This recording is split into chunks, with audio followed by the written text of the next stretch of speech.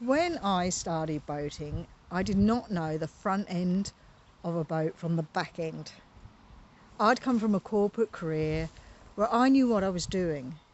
Then suddenly I was completely in a different world, surrounded by unfamiliar language, equipment, and people who appeared to know far more than I did. In the next few minutes, I want to show you how someone can go from feeling like the inexperienced passenger to become genuinely capable aboard their own cruising boat. Because this is something many buyers overlook. They spend months discussing hull, material, length, centre cockpits, engines, and whether a particular boat is even capable of crossing an ocean. But they do not ask an equally important question. Are the people buying it ready and willing to manage everything that comes with it?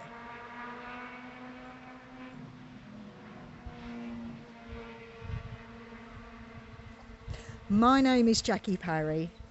With my husband Noel, he and I have sailed more than 80,000 nautical miles.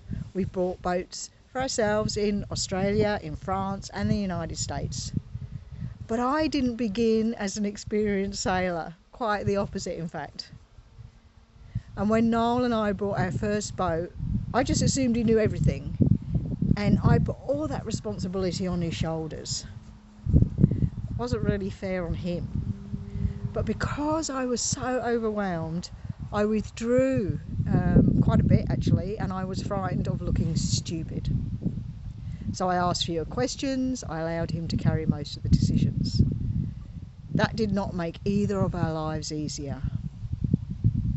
But of course, over time, I learned to handle the boat, understand the systems, and form my own opinions. We lived on board a 33-foot boat, Mariah, for nearly 10 years and sailed her around the world. That was just our first boat together. No, she wasn't enormous.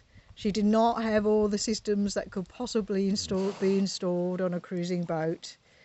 She was very simple. And to me that mattered. I could learn how she worked. I could handle her myself. And when something stopped working, we had a really good chance of understanding what had happened and making that decision of what to do next, whether we fixed it ourselves, replaced it, or got some help. So that is why now I encourage buyers to complete what Noel and I call the crew capability and systems reality check. Do that before deciding how much they spend, how much boat they need. There's 3 parts to this. First, you've got to be really honest about who will normally handle the boat. Not who might visit occasionally, not the really experienced friends who say, I'll join you for difficult passages. Well, when are those difficult passages? They could happen at any moment. You need to answer those questions with who will actually be aboard most of the time. Who's going to do the steering, the anchoring, reefing the sails, docking, navigate, managing an emergency, especially when the other person is tired, injured or sick, and that happens. This is not about proving that both people can do every job equally well. It is about knowing whether the normal crew, the everyday crew, can operate the boat they are planning to buy. Second, look at those systems aboard and ask what you are genuinely prepared to understand. A cruising boat is a small self-contained town really, and that's why it normally takes a good 2 years to get to know every inch of your boat, including the systems. So the boat may have several electrical systems, batteries, charging equipment, pumps, toilets, refrigeration, water makers, electronics, the steering equipment, the engine, then there's the sails, the rigging, the safety gear, and on it goes. Every extra system can add comfort or capability. It also adds something else to inspect, maintain, troubleshoot, and eventually replace. Now's a good time to ask yourself, which system do we want? Or which systems do we want? Which are we prepared to learn? Which will we maintain ourselves, and which require specialists?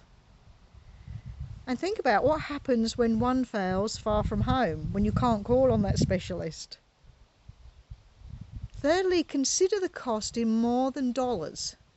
A boat may fit the purchase budget and still demand more time, physical effort, concentration, and ongoing work than the owners want to give it. There's no prize for owning the most complicated boat you can afford. The goal is to own a boat that supports your cruising life rather than consuming it. The capable version of you is not necessarily the person handling the largest boat with the most equipment.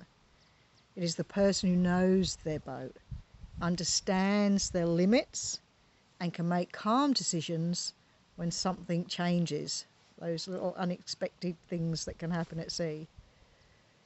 So if you're looking for a boat and you've been looking at them, take one boat that you've saved. Look at that today. List its main systems and the normal jobs involved in handling it. Beside each one of those systems, write something along the lines of, I can manage this, or I'm willing to learn this, or I'll pay someone to manage this. You might write, I do not want this responsibility. And that's fine. That answer is not a failure. It may be the answer that leads you to a boat you can actually enjoy. And isn't that the point?